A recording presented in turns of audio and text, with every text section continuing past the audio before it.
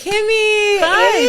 it's so great to have you here. So good to be here. It's been so long. It's been so long. The last time I saw you, we were in Australia. We were both facilitating at the Wanderlust event. Yes. And it was your first time in Australia. Yes. And I sort of knew a little bit about your work before I saw you, and I was there, and I spotted you sitting on a bench, and I thought, I need to go over and just say hello to Koya. So, and here we are now, all these years later. All these years later, and one that I loved about you is, of course, I know you hear it a lot, but your accent. I love it. I love the Australian accent. Yeah, well, see, that's interesting because I was born in England. I was in England until, for most of my life. I'm about to I've been in Australia for long, but I've been in Australia now for 22 years. Oh, wow. So Australians can hear the English accent and the English can hear my Australian. Yeah. So it's interesting that you as an American are saying that you can hear the Australian. Yeah. And I love the mix too, because it is a beautiful mix. Yeah. I'll take that. I also love that you just you go right in. Like, we were just talking. We almost stop. We have to start rolling first, because I love how you just go right in and you really take the world. I feel like you take the world with both hands and say, let's go. Yeah. And so one thing that I want to talk about is your acronym for power. When I see you, when I hear you, even when I spoke to you for the first time, I could feel your power.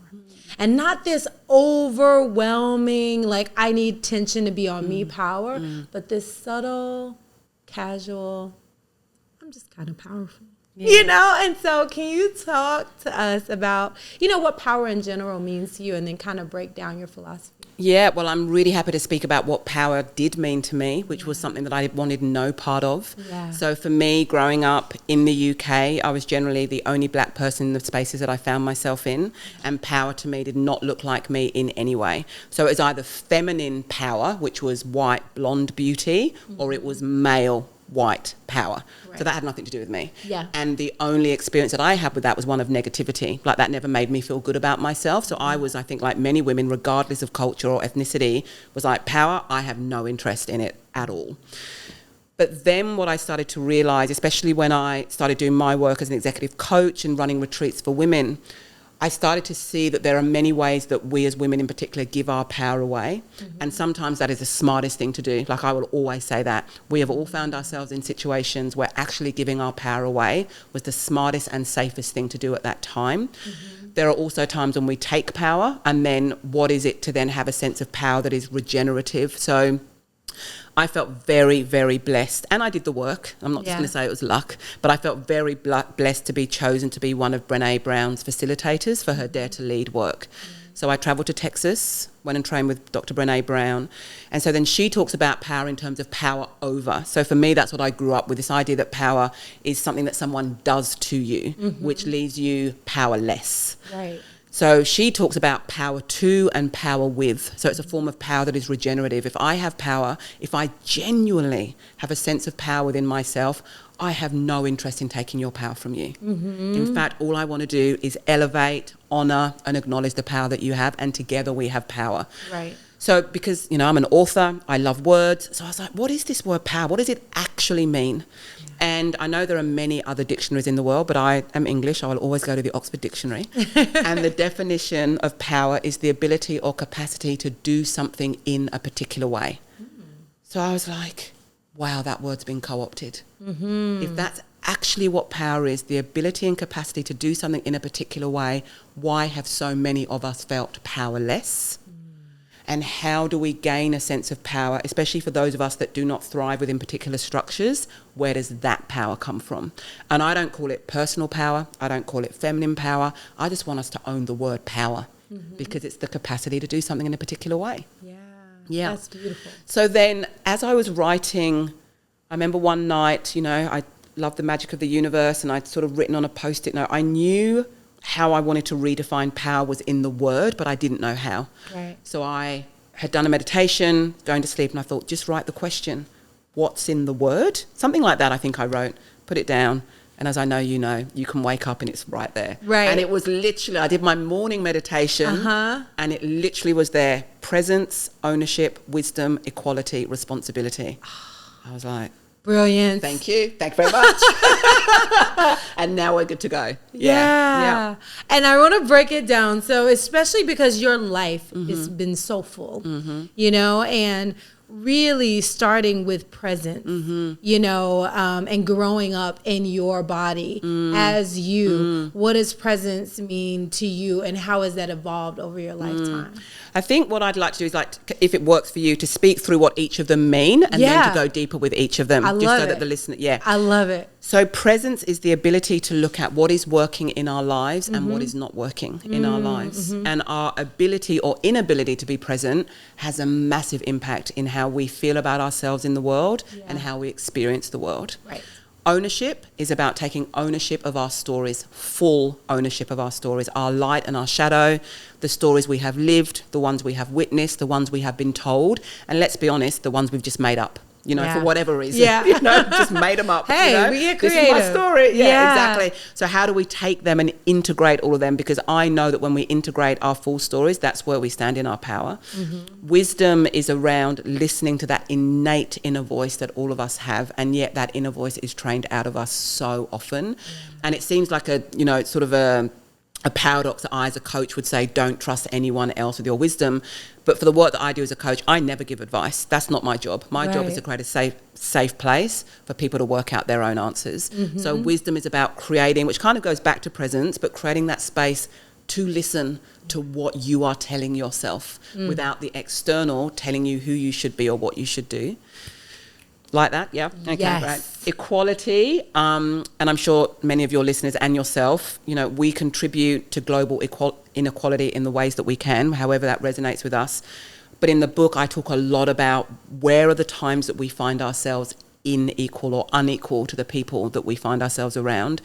And where I get curious about as a coach is, it's not only knowing I feel powerless or I feel less than with this person or in this space, I get curious about what do you do when you feel unequal, because generally we come out of our bodies, we fragment, we people please, we do all of these other things. Right. So then it's like we need to know what we do in the spaces where we feel unequal. And then finally, which is actually my favorite part of the power principles, is responsibility. You know, that I believe that we are the ones that have to be in charge of our lives. It doesn't mean we don't have help. It doesn't mean we don't ask for support. It doesn't mean there's not room for growth or any of those things. But this idea of actually being the driver's seat, being the captain of one's own ship, and that if we take responsibility for our lives, then we take responsibility for our power. And once we take responsibility for our power, we can do with it whatever we want. Right. Yeah. That is so beautiful. I feel like when we look at life and we look at the word power, a lot of people will see power as whoever has the most money, whoever has the most assets, and whoever has the most maybe following, you know, and look at all these superficial things. But I love the way you've broken it down in your principles. And I'm curious to see how you've seen yourself growing in power in the way you define it over the years. And I will say as well, like, the acronym isn't kind of a linear journey. You know, I'll always say we go in and out of power all the time. So when I think about presence in terms of my life, I was very present. So I was one of the tens of thousands of Nigerian children fostered to white families in the 1960s, 70s and 80s. I knew probably from the age of 5 that there was something. I learned very early on that as a girl, I had to be good. And as a black girl, I had to be a good black girl. So I learned very early on how to put my personality, my opinions, my thoughts, my feelings aside so that my foster family, whoever I was with, would keep me. Because the threat was always, I don't want to have a new mum and dad. I don't want to have a new mum and dad. And my birth parents, like many birth parents, made the best choices that they felt for me and my siblings, which was, how do we give our children the best educational opportunities? And for some parents, that's moving country, but it was a really big thing with Nigerian middle-class families, was the ability to be able to foster their children out. So I arrived with my fifth set of foster parents when I was 14 years old. I had 2 plastic bags of my belongings, and I always joke, I know you wouldn't like plastic. Like, it's I okay. always joke, like, even I wouldn't like that now. It's like, if I was going back, I definitely would have chosen like a Hessian bamboo blend, something a little bit more biodegradable, but we didn't know in the 80s. We didn't know this stuff. And so for me, with that foster parent, she took me out. I didn't actually have, she just said to me, she goes, okay, Kemi, we need to take you shopping. Like, you don't have anything. I hadn't been homeless on the street, but I had been sleeping on people's couches. Like, my friends at school, their parents were allowing me to kind of stay with them for a period of time. Yeah. So then when I eventually went into care and it became official, because a lot of that fostering wasn't official, it's more kind of like an underground network. Right. And she said, you know, there are things that you need. And so we went shopping, and she actually offered, she said to me, we were in this particular department store in the UK, and she said, do you want pink underwear or do you want the multicolored? She was like holding up the packets, and I sort of heard her but kind of didn't hear her. And then she said again, Kemi, I'm speaking to you, and I must have ignored her or something. And then she asked me again, she said, Kemi, I'm talking to you, I need you to answer. Do you want the pink underwear or the multicolored? And I don't think the shop slowed down for anybody else, but I just had this sense of, she's asking me to choose. Like, I'm actually going to get a say in something that I want. Yeah. And I don't want the listeners to kind of be thinking, what colour did she choose? What colour underwear? I'm not a pink person. I chose the multicoloured ones. Yeah. But that for me was kind of my first moment of power. Now, I wouldn't have said that then. Right. It was like, but it was a moment of choice. And that for me goes back to responsibility. Like, we do get to choose in our lives. We may not like all of the options. Mm-hmm. We might have one bad choice and another bad choice, but we still get to choose one of those bad choices. Right. Like, that's where we take our agency back, if that's all we've got. So in that moment, that for me was this first kind of sense of power, because somebody asked me, what do you want? Right. And up until then, having no say around who my parents were going to be, how long I would be with them, constantly just trying to be good, that was my first moment of kind of being present to, whatever this feeling is, this is something. Yeah. And I don't want to let go of this feeling. Oh, that's so beautiful. Yeah. That's so beautiful. So that would be definitely, I think that would be my present story. I love that. Yeah. And I feel like a lot of times we don't realize that we're not giving ourselves choices. Yeah. You know, a lot of times we're going through life and you're like, well, I got to do this. I got to vote this way. I got to do. But it's like, no. Yeah. You're a sovereign being. Yeah.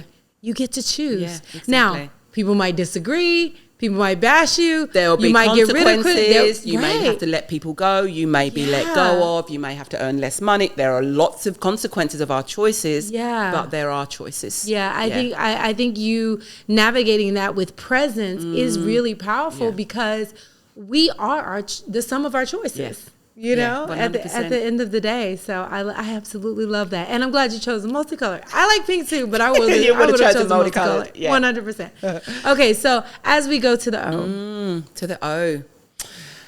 I never, ever shared with people that I was fostered because I understood the pity that came towards me. Like, I'd get the tilt of the head. Yeah. Oh, you know. Yeah. And, you know, I've done a lot of work now, and especially within Brené's work that I facilitate, there's a big difference between pity and sympathy and empathy. But I always felt that it othered me. So I was already othered because I was the only black girl at school. So that was already an othering. Yeah. And then I was the foster kid. So that was already an othering. So it's kind of that thing of like, I need to feel as normal as everyone around me, even though it's obvious that I'm not. So I'm not going to add that into the mix. What I started to realize, especially as a coach, one of the reasons that I coach the way I do is because I, as a child, had to arrive in families, observe from the outside and see what is actually going on here. So what is being said and what is not being said. Right. How do I need to read between the lines? When I'm with clients, they might say something to me, I really want this. I really want this job. I've been working really hard. And I'll hear, but are you excited about it? You know? Yeah. So I know that if I hadn't have had that experience as a child, I wouldn't have had that. So I started to own my story. I started to own it, and I learned different things because I have a great relationship with my birth. You know, I was fostered, I wasn't adopted, so I've always had a relationship with my birth mother. Okay. And, you know, starting to learn a little bit more about, you know, my story and growing up and her stories and sort of thing, and just starting to integrate those things into who I was, knowing that for me, as part of my childhood experience, home is really important to me. Yeah. Home is like my sacred space. Not anyone gets to come into my home, right? Right. And I also know that if I move over into anxiety, or if I'm stressed or overwhelmed, I will default to trying to control my physical space, right? Now, I know that about myself. That is a true lived experience about me. And because I can take ownership of part of that's who I am and integrate that into myself, I can say to my husband, babe, and he's be like, okay, what's going on? Because he'll just see me kind of like, why have you got your shoes there? Why? Which is very different from homemaking, which I love, and just kind of pottering around. Yeah. And I learned a word from my friend in Atlanta the other day, dog daddling. Oh. No, that's not the word. Now I've said it wrong. But there's a word that's kind of like dawdling and sort of pottering around. Oh, and doodling? it's not doodling, it's like daggling or something. Oh, I don't know. Okay, someone knows. So what someone said about me, that like, you don't have any idle time. You're always. Okay. So you're not a potterer. I'm always very intentional. I'm either self-caring, or I'm working, or I'm socializing. Okay. See, I am intentional about my pottering. So do you know what pottering is? Pottering is like waking up in the morning and just kind of going, what do I feel to do today? Yeah. I guess some people call it meandering. Yeah, meandering, something like that. So for me, just kind of being able to integrate that. And then even in, as I've got older, I realized something I was doing about not taking ownership is that I am someone that is incredibly creative. There's a lot of things that I love to do. But what I started to do was I started to kind of stop doing things, or if I was going away on a retreat, or I was going away on a family holiday or friend's holiday, I would only take maybe my knitting. I wouldn't take my watercolouring and my journaling. Right. Because what people would start to say to me is there anything you don't do? And because of our need to belong, I would go, I can't ski and I can't add up and I would just give this list of all the things I couldn't do. And I suddenly realised, like, why are you doing that? Yeah. And I thought, because it's this idea of, is there anything you don't do, had me feel othered again, like you're separate, you're different from us. Yeah. So then for me, as I've got older, integration has also been, and taking ownership is like, I am someone who is really passionate about creating and making things, and I will no longer pretend that isn't the case. Right. So that's kind of, a story from kind of my childhood around owning my stories, and a story as I have got older and how I've been able to own that for myself too. How do you think we do that? Why do you think that, like you say, you're owning who you are, but why do you think so many of us, and I do it still sometimes to this day, like, oh yeah, it's not big deal. It's not thing. We diminish ourselves. We diminish ourselves so much, especially as women and especially as Black women. So what do you think is the antidote to that? Because it's so ingrained in our culture and ingrained what we see other women doing. So have you had something that's really helped you turn the key on, okay, I know this is not healthy for me, and then how do you move forward in a different way? For me, it's always about practice. I'm a process person. I'm a practice person. I don't think there's any quick fix to anything. For me, I realised, especially around what you're saying around women diminishing other women, I just realised very early on that if I want to be a woman that feels elevated by other women, I have to become a woman that elevates other women. So a really big thing when I did my yoga teacher training in India, 30 odd years ago now, the Swami talked about ahimsa, no evil word, no evil thought, no evil doing. And I was an actor at that point, and within that culture there's a lot of gossip. Right. And yet a lot of the wounds that I've had in friendship have been around gossip and betrayal. So I had already felt it for myself. So then when I heard the Swami talk about that in the lecture, I knew for myself, I can keep complaining about my friends that gossip or betray or, not loyal, or I actually need to become that woman, and then I will attract women that have the same values when it comes to friendship. Yeah. And I decided that I would not speak about anybody. When I returned back to work, I was working as a chef and I was teaching yoga at the same time. I thought, I'm going to go to the kitchen next week and I'm not going to involve myself in any conversations that are gossiping about people, and I will not listen to any of those conversations. Koya, it was like I'd taken myself on a silent retreat, but I was working in a London restaurant. It was like I hardly spoke to anyone that week. I hardly had any conversations with anyone. But when I put my head on my pillow at the end of the night, I bet it felt so good. This is the person I want to be. Yes, this is the person I want to be. And then slowly, that is what happened, is I became a woman that didn't diminish other women, that elevated other women. I attracted other women that also wanted the same, felt the same, And I'm so incredibly grateful for the women that I have in my life now. Oh, yeah. I love that. And that is so important. Yeah. That's one of my least favorite things around the circles that I'm in. I love people, but I definitely feel my energy sucked out of me when it's constantly complaining about, oh, she this and she this and he this. And I get it. You know, sometimes you got to release, especially when someone has harmed you. Yeah. But when it's every time you're diminishing someone else, literally anyone can be looked at as like a villain. Yeah, 100%, depending on the context. Depending on the context. Yeah. Everyone makes mistakes. So you can take anyone's mistake and like make them a terrible person. Yeah. And it is the most exhausting thing. It really is. And for me as well, what I learned, it was, I don't know if you know this quote about what Susan says about Sarah says more about Susan than it does about Sarah. Yes. That was just mind-blowing for me. And I had a friend, I say in inverted commas, and we connected over gossiping about other people. And I'd heard that quote, and as she was gossiping to me about this mutual friend, I suddenly just had this light bulb moment of, oh, you're doing this about me. Yeah. You're doing this about me with her when I'm not here. Yeah. And I was just like, I don't want any part of this. Yeah. And as you say about the venting, I believe that we can have containers. Like the girlfriends that I have now, I literally say, I need to vent.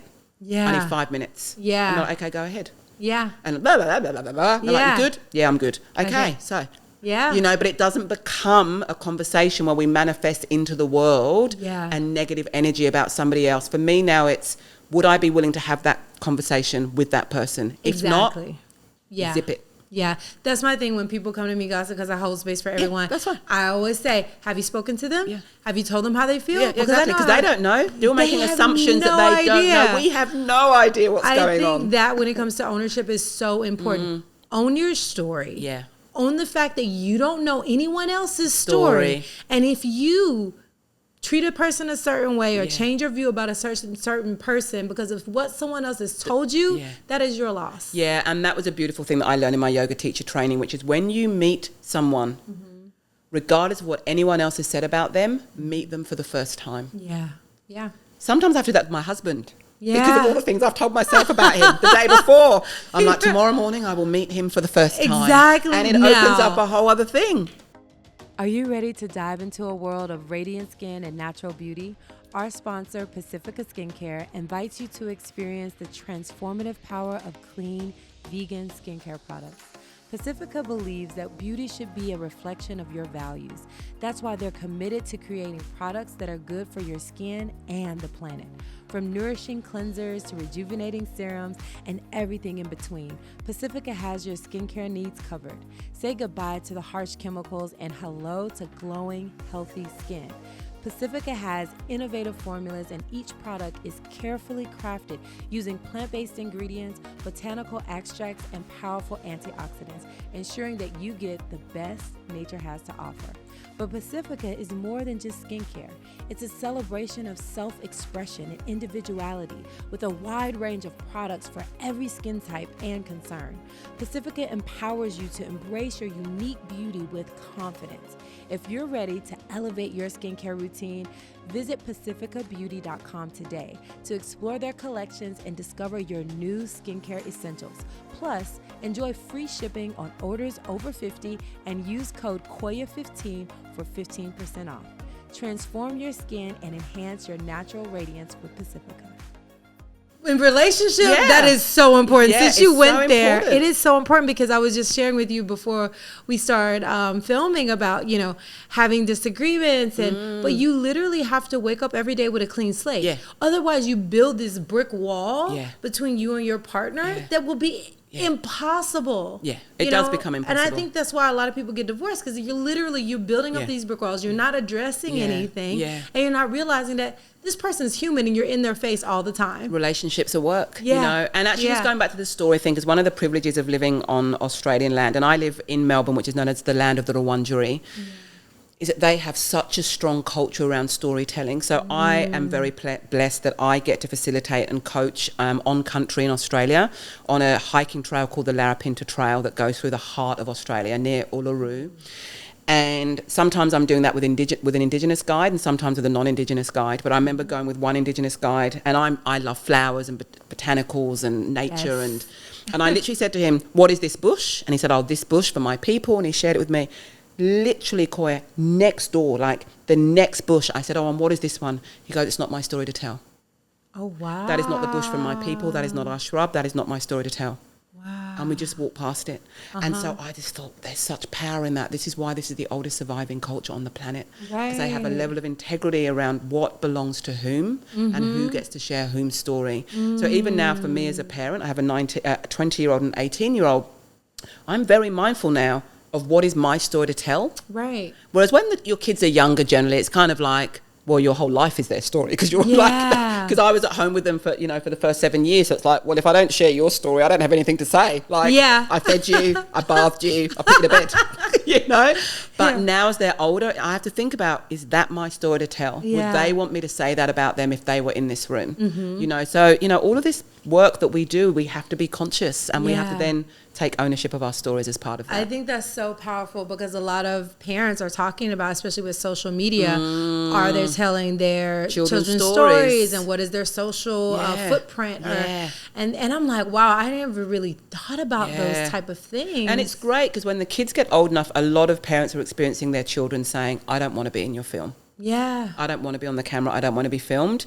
And because children start to have their own consciousness. And I think as parents, if that's the case, like I didn't put my children on social media from the beginning. But, I think if parents then listen to their children, then that works. Yeah. If you're like, okay, great. It's like, thanks for the free content. Or do you know what? This generation is so savvy. There's probably kids going, I can be in your video, but it's going to cost you, Mum. Yeah, I mean, that's right. Entrepreneurship. I'm going to be honest. I've already thought about like how much I will be paying my children from the time they were born for being in my content. Being in your content. Because as an entrepreneur, there are ways that you can pay your child and it's actually good for you business-wise. And it's also fair. And then when they're old enough to make a decision. They can make a decision, but they're still getting paid if they're in your content. So I think that's really important. And it depends so much on the child. Yeah. I think it's really important though, especially at the baby age, that there is a saving if there are in the content. I actually recommend people, as an entrepreneur, to put some money away from them, like have something you're paying. You can write it off. I don't even know about this. I know. Like I'm just reading because we're doing Planned Parenthood, but I'm just reading about all the things. Like literally anyone in your family can be on payroll. You look at people like, I guess I don't want to say any names, but you look at some of the celebrity families and they're talking about how their children, before they even of age, they're billionaires and multimillionaires, but that's what they're doing. See, this is what it's like when you have children before social media compared to the world of social media. And there is such a light and dark with social media, and I just want to say this on the record. There's light and dark in the world and everywhere. And social media is a mirror of that. So just because we can see more of the dark now than we ever saw before doesn't make it a bad place. My social media just has flowers and nice people in it. Mine has all the vegan recipes that I never make. And I told my God, I'm like, I'm going to at least make one recipe. But I love the vegan recipes. I love the DIYs. Like I love social media. But I have had to curate my feed, which I learned doing I think it was the chat. What was the chat room? Clubhouse. Oh, yes. I had to learn, you have to curate what you're seeing because the algorithm is listening to you. Well, and also the thing, going back to this idea of ownership of stories as well, we get so much input of stories now. Yeah. And so there's a discernment now that we need to have that we never need to have before. Like literally our brains are not evolutionary prepared to get stories from a bloke in China who's, I don't know, whatever he's doing, I don't know, painting watercolors, as well as the woman in Mexico who is dancing, as well as the person in England. It's like we would know what the person in the next village maybe was doing. Right. Yeah, so it's maybe. almost if it was overstimulated. important, So there's so much input. It's like we don't even have the faculties yet to be able to really discern what is my story, what do I believe, what are the stories that are being made up and created around me, and what do I ingest. And I feel like that goes to wisdom, hey? Like, what am I being told from inside of me? And wisdom, it's such an interesting thing because I think it's so interesting. I know that, for you being a teacher and for me, there's a very distinct definition between being a teacher and being a coach, like in the training that I've had. And I've noticed it when I've been doing work in America now that I'm very much, told as a coach and I'm working out for myself, what is that distinction for me? Yeah. And in terms of wisdom, because I've been meditating and doing yoga now for 30 years, I have a very, very trusted relationship with my inner voice. I do not question my instinct. But going back to process and practice, it's because I've had to process and practice that. I didn't come from that. I came from the world, or this family is going to tell you who you are, what you are worthy of, and what you get to do in the world. And I just went, okay, you know. So then when I discovered yoga in my early 20s, that was my practice of starting to listen to my inner voice and also my body wisdom. You know, I can literally get an email, and my favorite emails, when someone sends me like an opportunity or an engagement, my favorite emails are where I see it, I have a full body yes. I put up the font to like 74% in the email. It's always in green. 100% yes, and then back into kind of 12 font. We'll sort out the details later. And for me, that feels like a measure and a mark of me being in alignment with my life. The more of those emails that I get to send out, where I'm not in my head, does this work for this? It's like, this is just a yes, and we'll do the details later. You know? That's beautiful. So for me, that is me trusting my inner wisdom. But it is something that has taken time. And I know that it's a practice, because I think we generally live in a world that are telling us not to live to our wisdom. Because if we did, so many structures and systems wouldn't work anymore. People would just be like, I'm out, see you later. Exactly. And I feel like too, like when me, you know, growing up with religion, it's like you have to think this way, you have to do this way. But when I understood the Trinity, the Father, the Son, the Holy Spirit, I understood spirit as that inner wisdom. So even though it wasn't always explained to me like that, I remember that's how I took it. And so I was always spiritually guided, and now I say divinely guided. But then when I started yoga, much like you, that's when I had this daily relationship with that divine guidance every single day, because I was quiet enough. And my mind started to slow down. And then, to reiterate what you said, I started to listen to my body wisdom. Like, why is my body feeling this way? Because I had an injury at the time when I really got deep into yoga. And I was like, okay, my body is not okay today. I'm going to go slow. I'm going to breathe. I'm going to move mindfully. And then it's getting better. I'm gonna work it out. And I really learned that my body is my best friend. I just need to listen to it. And so I love that for your wisdom acronym, because I feel like when we tune in to our body wisdom, to our inner wisdom, to that divine guidance that we all have available, I feel like that's when our path, we get more of those full body yeses. That's exactly right. And also the idea of wisdom as well also speaks to trust. You know, that this idea of being able, I was actually talking to a friend earlier today, and I just said, I'm at a point in my life now where I trust the seeds that are sown, that are planted.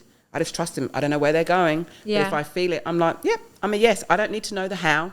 I don't need to know what the outcome is, but I can trust that something has been planted, so I'm going to go that way. And actually that, for me, my husband and I bought a farm in 2020 because I knew that I want to grow beauty in the world. That as the world, you know, the world has always been dark. It's just that now we have more access to the darkness in the world. But for me, it was like, what does my activism as a black woman look like right now in 2024? As a teenager in my youth, I was on the front lines. I was there with the pickets. I was there with everything. But now as a woman in midlife, I want to grow beauty. I want to be an elder where the younger generations want to spend time. And I want to spend time with those younger generations in a beautiful space. And that was me listening to my inner wisdom. I love that. Because I have no idea how to do a flower farm. Like, we're starting it. I've started planting. And I've been on the flower farming journey now for the last 4 years. But for me, this is my social justice work now. I love that. I love that. I can't wait to see your garden. Yeah, you will see it. Yeah. Awesome. Okay, so now as we continue, we're at E, right? And that stands for? Equality. Equality. And as you said, you didn't grow up feeling equal. Not at all. Yeah. So when did that transition? Do you have a idea of, was it just over time, or do you have a distinct moment when you started to think about yourself differently? I'm not sure if there was there was quite a few different moments, but I'll share a story that I share in the book Power as well, because that was definitely one of the defining moments. So I had always been told as a young black girl or a young black person as I was getting older, when you're with black people are your people. Like, they're your people. So I always had this sense of, okay. So, you know, I would spend some holidays with my birth mother. So I'd be around aunties and some cousins and that sort of thing. But that wasn't my day-to-day life. My day-to-day life was living with white people. And my first foster family and my last foster family could not have loved me anymore if they tried. Right. And actually my last foster parents are like who my kids call grandma and grandpa, and I see them every year. But the foster parents in between, not so much. Right? And so for me, I had this kind of unconscious sense of, so when I'm with black people, I'm going to feel like I belong. Like that's going to be enough. That's what's going to have me belong. So I remember I was actually, because I arrived with this foster family, my last foster family, and suddenly I had choices and I really wanted to get into drama. So I was doing these like Saturday morning drama classes on a Saturday morning, and I travelled from where I lived in the UK. I didn't live in London, but I travelled on the train to London. I felt very independent. And I would go to drama school, and then I love people watching even to this day. It's why I love airports. And I would like call my foster mum and say, I'm going to be a little bit later home because I'm just going to people watch in Covent Garden, which is a beautiful space in London. And one day from my drama school classes, there was kind of an audition call for someone to be in a hip hop video, right? And I was the only black girl in that. And I think people just thought, well, there's the only one black person, so obviously she should be the one that gets the audition for the hip hop video. She's hip hop. Yeah, she's the hip hop. And actually hip hop is not my favourite, but anyway, that's a whole different conversation. And so I went for the audition. I got the audition, right? I was so excited on the train. I was like, this is it. I'm going to be with like black people my age. This is going to be amazing. Yeah. So I arrive, we're in the green room. I can see there's some choreography going on, and they're sort of like, everyone just wait in the green room, we'll come and get you. And I'm just like, oh my gosh, like, this is it. But we're not really talking because we're kind of waiting to be called by the director and stuff, and that's fine. Then they finish the choreography, the director comes over to speak to us, and they're saying, this is what's going to happen today.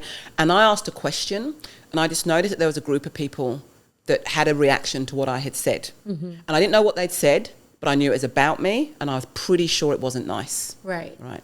So then we do the choreography, we do the dance, we do the filming, and that was it. We then have lunch, and I go and sit with a group of people, and I just start talking. And they're like, oh, you're a coconut. And I'd never heard that. And I said, oh, what does that mean? And they said, oh, you're black on the outside, you're white on the inside. And I just had this absolute, just internal devastation. Yeah. But I was meant to belong here. Right. So if I don't belong here and I don't belong there, and I remember going home on the train that night, and I just had this sense of, I cannot keep turning myself inside out to try and belong in spaces and places where people don't think I'm worthy. Yeah. So I'm going to be Kemi first. I'm going to double down on being who I am and have less focus on what other people need me to be, so I can get a full sense of what it is to fit into places and spaces. Yeah. Yeah. That's powerful. Yeah. That is powerful beyond measure. I know so many people have felt that, because I know I felt that. Yeah, right. You know, and it's just like you can try to contort yourself. That's right. And we do it so well. So But to it be costs whatever us. it costs us your soul. Yeah. You know, when you contort yourself, you are not who you are. Yeah. You're this contorted version of yourself. Yeah. So when you want people to love you, they can't love you because they're loving the contortionist. Yeah, exactly. And then you can't even get mad at them That's exactly because right. you contorted. Yeah, yeah. You put yourself in this bind That's right. to where you're pretty much unrecognizable to yourself. And you're pretty much unrecognizable to them, because anybody they're like, else. we didn't ask for that. Yeah. Who are you Yeah. really? Yeah. So I love that you came back to yourself in that way, because I feel like it's going to be so powerful for so many people listening, just to get back to themselves. But this is the thing as well, because I think when I sort of look at it as well, this kind of idea of inequality, where I get really I got curious about myself, of who I become in those spaces. So I would have this, and I know that you're really into mantras and affirmations, and so am I. My affirmation when I would walk into a room, my mantra, and you have to be mindful that most of these rooms were white rooms, was, you have nothing to fear here, I am nice. You have nothing to fear here, I am nice. You have nothing. That doesn't leave space for any other personality trait. Right. Nothing else. And it started getting to the point, I was like, okay, people like me, because I had then taken on the story of angry black woman. So for me, anytime I had an opinion, I was an angry black woman. Right. So it's like, why am I going to sacrifice these spaces? These are the ones that I know. The other thing I learnt was how dangerous it is to believe that a group of people, because they look like you, are inherently your people. Right. Yeah. I just suddenly realised that was a story that I had made up for safety, but actually my lived experience of it was not actually how it turned out to be that way. Right. And what I now have is that I I work, I live and work in Australia, and because of the work I do, I still spend my time predominantly in white spaces. But when I'm out in my own life, I have diverse friendships with diverse ethnicities. And the thing that actually matters the most to me with the people I spend time with is kindness. Yeah. I don't care what colour they are. I don't care how old they are. I don't care their class. I don't care how much money. I just want to spend time with kind people. Ashe. Yeah. Yeah, kindness is priceless. And I've learned to be kind. I definitely didn't grow up being kind. I grew up being scared because my priority was to survive. Right. So I was scared. And one of my foster mums, one of her affirmations was, people are out for themselves. Like, she just didn't have a positive experience of people or humanity. Right. And as a child, you just take on. And I have to say, one of the gifts of having, because I would go and see my birth mother in the holidays, I had 6 mums growing up. Wow. And there's something good about having a buffet table of motherhood. Right. Because then when I became a mum, I was like, what worked for me as a child? Right. And in some ways, that foster mum taught me more than any of the others in some ways, because I learned I did not want to be like that. I did not want to believe that people were inherently bad. Right. I did not want to believe that people were out for themselves, because I lived with her every day and I saw the sort of person that made her. And I didn't like how I felt around her being like that.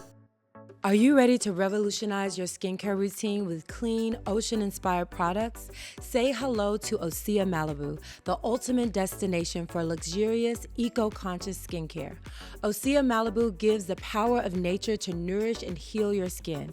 Their products are carefully crafted using organic, sustainably sourced ingredients from the sea, giving you a radiant glow while protecting the planet. Say goodbye to harsh chemicals and hello to glowing, healthy skin with Osea's wide range of products, from cleansers and moisturizers to serums and masks. Osea has everything you need for your complete skincare routine. It's not just about what's in their products, it's also about what's not. Osea is committed to clean beauty, meaning their formulas are free of toxins, synthetic fragrances, and animal cruelty. Whether you're dealing with dryness, acne, or just want to pamper your skin, Osea has a solution for you. Experience the transformative power of sea-inspired skincare with Osea Malibu. Ready to elevate your skincare game? Visit OseaMalibu.com and use code Koya10 today to explore their collections and discover your new skincare essentials. Right. Yeah. So what kind of helped you get away from that, even though you were kind of engulfed in it for a period of time? I think everyone remembers the first personal development book they read. So that would probably be the other thing. So I was 18 years old. So I was at drama school at this point. And I read The Celestine Prophecy by James Redfield. Now, I don't know if that book would translate now in 2024. So I'm not necessarily recommending it. Right. But that was the first time that I had had any inkling or sign or message that you get to have a say in your own life. Before then, it was you get what you're given. You do the best with what you can. The hand that you're dealt? That's it. Right. That was what I lived. Like, oh, well, this is it, and, whatever. And I've landed with these foster parents, so that's great. But the thought of actually crafting, directing, manifesting, attracting, working to build a life that is actually intentional, I had never heard of anything like that. Yeah. And that was the beginning for me. That was like, that is what I want. Yeah. Because I've had enough of people telling me what my life should be and who I can be. I wonder what it's like to actually decide for myself. Right. Yeah. And I think that's better than even wanting the success of someone else. Actually creating what you feel like success. And I wasn't even, and it's funny because the fourth book I'm writing, like I was writing this morning, is about success, right? How do we create success on our own terms? Oh, I love that. But for me, I'll be honest, I wasn't even in success. Yeah. Like, I was still in understanding that I didn't have to survive anymore and that I could move into thriving. So then what does that look like? Yeah. And obviously for many I have a few friends that were foster kids, it is always owning your home. Having a home that no one can take you away from. Right. Like, that is what thriving will look like for me. That's beautiful. Yeah. That's beautiful. And when did you become a homeowner? Well, I became a homeowner. Now, I could get emotional now. Yeah, it's okay. It's a safe space. I didn't have relationship with my Nigerian grandparents, but I had a relationship with my last foster mum's mum, and she became incredibly sick at the time that I was with them. So I must have been with them for a few years. One of the things about being a foster kid, it's kind of hard to orientate people will say, oh, where were you in 1981? And I have to think, what foster parent was I with? Like, I always have to think, who was I with? Who were my parents? And you don't have the same family members telling you stories about yourself growing up. Right. I used to think it's because I didn't have a good memory. Right. And then I remember when I married my husband, and he has a very intact, stable family, and they were chatting at the dinner table. Do you remember when you were 7 and, you know, you put your shoe on and it didn't fit and there was a mouse in there and blah, blah, and everyone's laughing. And I suddenly realised that's why I don't remember parts of my childhood, because I don't have the family narrative that goes on every single time. Right. You know? But she was sick and she had a long enough time to write a will. She had 2 grandchildren, biological grandchildren, and there was me. And she included me in her will. And she said, I want to leave enough money for Kemi that she has the beginning of a deposit for her own home. And that is the only thing she's allowed to spend it on, because I need to know that she has her own home. That is so beautiful. Yeah.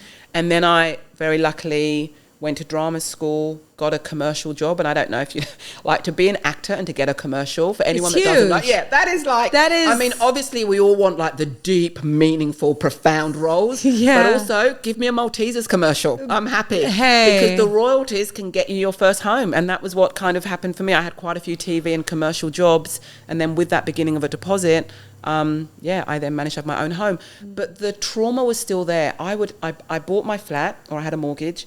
I would walk home, I'd go out for the day or go to work, and I would come home, and my mantra was, please don't let it have been burnt down. Please don't let it have been burnt down. Because there was a part of me that was still, this is too good to be true. Right. Because my experience was when I settled with a family and felt like I'm good, I'm safe here, I'm not going to get moved on, this is good, I'd get moved on. So then I started to create the story of, if anything is too good to be true, it actually is, and it's all going to fall apart. So then that was part of my journey. And even now with buying our farm, there was something happening in the process of the sale going through. And I said something to my husband, and he said, are you going to sabotage this? And he said, this is real. Right. You have worked for this. You deserve this. We have earned this. This is good, and this is true. Right.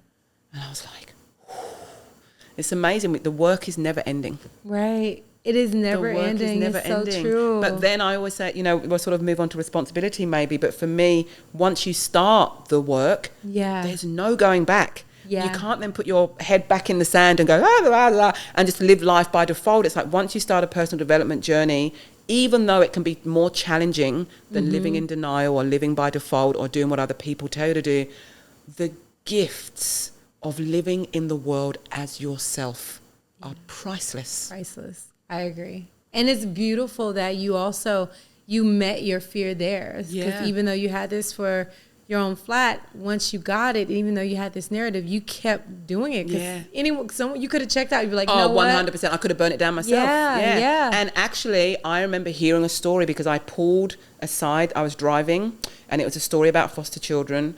And it was a boy who was 19 who had been in 100 foster homes. Wow. And he had burnt down the last 10.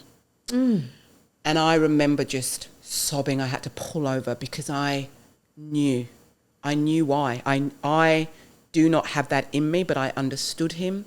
Right. I understood what it is when you test, but do you love me? But do you love me? But do you love me? Do you love me if I burn your house down? And the reality is that most people are not going to love you. I'm do that, really you know pissed. What I mean? That'd be really hard, right? Yeah. But I test me some other type of way. Just don't burn my house. Yeah, exactly. Exactly. Do something else, like stay out beyond curfew or something. Let's exactly. Just keep it light. Yeah. But break a dish or something. Don't burn the house. I completely understood why he did it, and I completely understood that sabotage of this is too good to be true for me, so I have to demolish it. Yeah. Oh. That just made me think of some things that we do unconsciously to self-sabotage, especially when we get the good job or we get the good relationship. That we've worked so hard for. But our trauma, like you said, can keep us in the state of lack that we unconsciously sabotage. That's right. Our next level of evolution. It happens so often. And I will often, like clients will say, will this voice ever go? Will this inner critic ever go? And I know that people have different responses to this, but I say, let's pretend it won't. Yeah. I said, but growth comes from knowing the voice and knowing that it's not you, and literally being able to go, oh, I'm about to sabotage myself now. Yeah. Because that's what I do when anything gets too good. Yeah. Like to just name it and own it and speak it, and you're less likely to do it. Exactly. For me, I used to believe that voice, but now I'm just like, oh, that's what I do when I'm tired or when I'm overwhelmed, or, you know, that's where I'll push, or I'll, you know, I had to learn in my relationship with my husband that I used to test him, you know, and I used to have, if he hurt me because I grew up as a child, don't have feeling, I would just, what do they call it? Stonewalling. It's one of the worst things in relationships, to just cut off your emotion. But I just knew, I don't know if you're actually going to be around for me. I know you said you were going to be, but my lived experience is people will say they're going to be around for you and then they're not. So then I had to learn through our marriage as well. And obviously he's had his own lessons to learn through our marriage of like, actually, that is not the way to go. The way to go is for me to say to him, when you're late for work, I know you're just late to come home from, when you're late in work and you don't text me to tell me that you're going to be late, I go into this whole spiral that this was all too good to be true and maybe you're never coming back. And the way then that I'm going to deal with that is I'm going to cut off from you and maybe I won't speak for you for 2 days. Right? Yeah. And then he'll go, babe, I'm not going anywhere. And we just hug and I'm like, oh, I'm good now. Oh, yeah. You just needed that confirmation. Needed to say it. Yeah, but also I needed to own it for myself and not project it onto him. Right. To just kind of go, what is happening to me? This is the presence bit again. What is happening? Because actually what's happened is he is late and my husband's a lawyer and he does environmental work and human rights work. He's often in court. He cannot text me to say, I'm like, court's run over. He just cannot do that. Yeah. So, but to me, I'm making up all of these stories around what it means. So then for me to work out what is going on for me when I know this man is out in the world doing really good work and you're making him like the worst person that was ever born onto the planet. Like there's a mismatch between the reality and what is going on for you. Right. So for me, like having shown up in those spaces as unequal, my work has now been, and Brené talks about hustling for our worth, right? And now what I do, I never hustle for my worth anymore. I don't hustle for my worth to be in rooms. If I walk into a room and I feel that sense of, because I know how to do it, I'll leave the room. Yeah. Because that's what power feels like to me now. Just, and not with my finger up, not with anything, just like, this is not my room. Yeah. I just want to be in rooms where I don't have to prove that I'm worthy to be here. Yeah, and that's a lot. That's a lot. I feel like we're coming, and I think you mentioned it before, we're coming into an age where the younger generation, they're really teaching us what inclusivity is like. I think that's, can you speak a little bit more on that? I would love because to. I think that is so profound and it's so true. So I have, my 18-year-old is non-binary. And when they said to us they're queer, they're non-binary, and when they said that, we're like, yep, fine, whatever, that's great. But I have, you know, fellow parents of my generation. So I turned 50 this year, so I have lots of parents at that age who have teenage kids, right? Yeah. And they will say to me, oh, but I don't understand. Like, I don't understand. And I'd say to them, please don't get caught up on understanding. Yeah. We come from a generation where they meant a group of people, right? So it's never going to make sense, right? If you choose. But if you focus on understanding, you are going to miss your child feeling like you respect them. And someone else said to me, but what if they change their mind in a year? They're teenagers. They're just trying on things. Exactly. And what if they change their mind in a year? What if they go back to their original pronouns? And? Yeah. Then you'll just flip back. Yeah. Like, I just think this generation of young people want the world to be so much more inclusive than we have ever experienced it before. And if we don't get on board with the language that they are trying to teach us, and we just go, oh, it's too hard, it's too hard. It's too hard, really? It's too hard to create a world where more people feel safe and have a voice and are included. It's too hard. I just think sometimes there's an Aussie saying which is kind of like, pull your head in. Pull your head in, like pull your head in. And that's what I think sometimes, like, look at the bigger picture. Right. You know, and I also had to say to my young child as well, who is just very like, this is the right way. And I said, you need to give us grace. Yeah. You need to give us grace. We are trying our hardest. Sometimes we will get it wrong. But we need you to know that we love you, we respect you, we get it 100%, we are on board. And sometimes we're going to get it wrong because we've only known you with a particular pronoun for 13 years. Right. So you have to give us the grace. But it's going to take us a little bit of time to switch, you know? And they were great. They were just like, you know what, Mum, the easiest way is to forget the pronouns and just use my name. And now, and I feel like I have a little bit of kudos with some of my kids' friends because I've learned to ask them their pronouns. Right. I'll go, hi, I'm Kemi, da, da, da.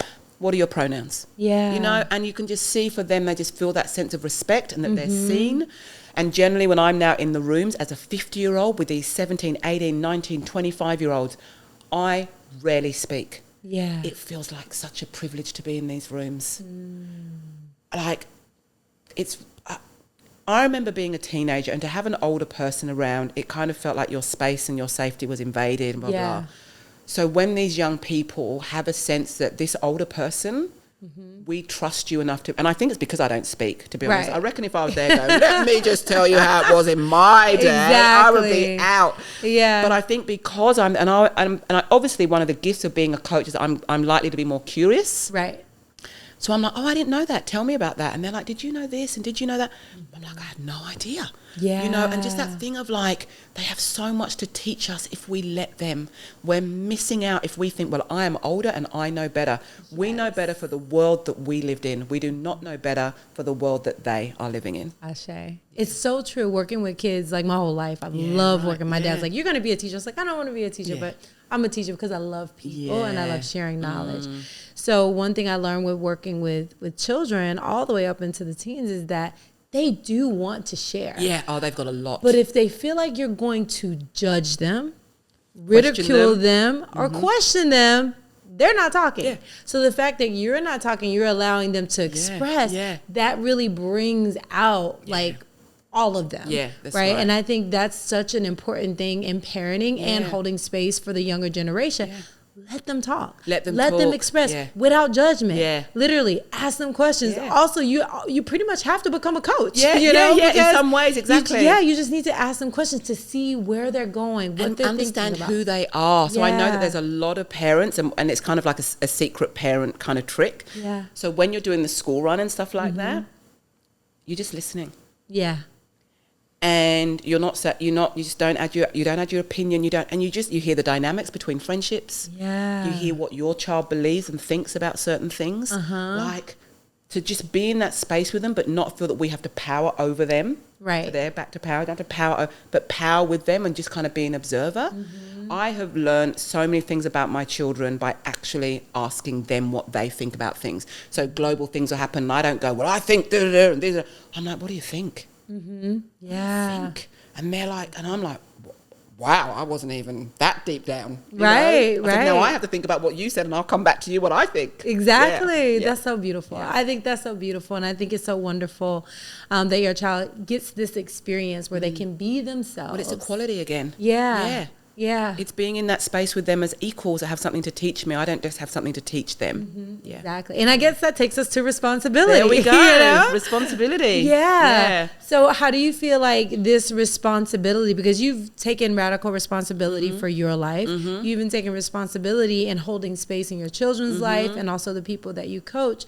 So what does that really mean to you when you really look at it? Responsibility for me is, and look, light and dark, right? Yeah. So I definitely had that survival thing of no one is coming to save you. Yeah. As a young black girl, I was read fairy stories where none of the princesses looked like me. So there was no prince coming to save me. Right. So I learned very early on, you're on your own. Yeah. Right. And because I didn't have a consistent family network either, I also had a sense of you're on your own. And then reading that book, it was kind of, then it flipped from the shadow survival, you are on your own, to you know how to look after yourself. And now you're on your own because you get to create the life that you need. Now, the shadow side of that was actually my second book is The Gift of Asking, because then I actually created this kind of idea of I'm on my own. No one else can help me. I mustn't ask for help. I mustn't ask for support. That is weakness. Then I'm vulnerable. Then I can get hurt. You know, so that's the dark side of that as well. But responsibility for me now is 100% asking for what I need and want. Yeah. Because we are not meant to do life on our own. We all need support. We all need help. And so for me, responsibility is understanding who I am, asking for what I need, knowing that no one is coming to save me. But also as well, my first foster parents and my last foster parents were really, really committed to community. Right. So for me as well, and I've raised my kids within communities and they've created their own communities and I within my work create communities. But for me, it's like responsibility now as well has branched out into this idea of not just me being responsible for myself, but me being able and having the resources and the responsibility to create community for and with other people. Right. You know, that is what I want to do with my power. So even with the flower farm, for me, there's an aspect of that is around social justice. So this idea that only people with certain privileges get beauty, as opposed to, no, when people are in trauma, when people are healing, and when people are disadvantaged or marginalized, that is when we need beauty. Yeah. So how does that look like? How do I create something with the resources that I have that creates beauty for other people? And that for me is what power and responsibility looks like at this part of my life. That's beautiful. That's beautiful. And I think we all need that. And one of the questions that I like to ask at the end of podcasts are, if this was Kemi's world, what would it look like? Oh, flowers. Flowers. Everywhere. Yes. Actually, and really big trees. And I tell you, the first thing I noticed in Atlanta was the beautiful trees. Yeah. And the oaks and the pines. Oh, my gosh. So everyone would have access to land. And it doesn't have to be a lot. Right. But and even the book I'm writing now is looking at success through the lens of nature. Mother Earth gave us a lot of the answers. Yeah. And I believe that the more access people have to land and to beauty and to nature, there's a level of power that comes from understanding that we are nature connected to nature. And I think that's all I'm going to say about that, because if I go to any more detail, it's kind of like there are so many structures and systems in place that we kind of have to live within right now. Yeah. And we can sort of step off the path as much as we can. And obviously everyone is at different places and different people's truths are true, right? But I think if there was more of a distribution of land, I think that could help. I think going back, this idea of forward progress is always best when we know how much disconnection and depression and ill health and loneliness there is in the world. There is something about villages and land and growing food and people knowing that their individual gifts are what build community. I don't need you to do all the things, because actually that person over there builds the houses, and that person there does the gardening, and that person makes the beautiful tea, and that person, that when we can create these kind of ideas of community, whatever that looks like, that would be a world that I would want. Multi-generational, so you've got the young people teaching the elders. Yes. The elders are there as this anchor, as a sense of growth and permanence for the younger people. I think going back to those kind of what we call like the older systems, or this idea, I think, no, there was something there. It's why it worked for so long. Faster isn't always better. I love your world. Isn't always better. You like my world? Do you want to come and live in it? Awesome. Yes. I think, like you said, I don't think I've ever heard that before, but it's like everyone having land and the connection to nature. I believe nature is our greatest teacher. Yeah. So even seeing how flowers grow, seeing how food grows, That's like right. the cycle of life. The cycle of life. It is healing. It is healing. Yeah, That's right. 100%. That's right. Yeah, I'd be down to hang out in your world. Beautiful. For sure. Well, thank you so much for joining us today. It was such a pleasure to have you, and I can't wait. We're going to keep hanging out, so we're going to hang out. We're going to do some stuff off the record. All right, you guys, thank you so much for joining us today. If you have not already, please leave a review. Let us know your greatest takeaways. If you haven't gotten a copy of her book, Power, already, grab a copy everywhere books are sold. Yep. And until next time, love yourself, love others, and love the world one day at a time, one breath at a time. Peace and love. Beautiful.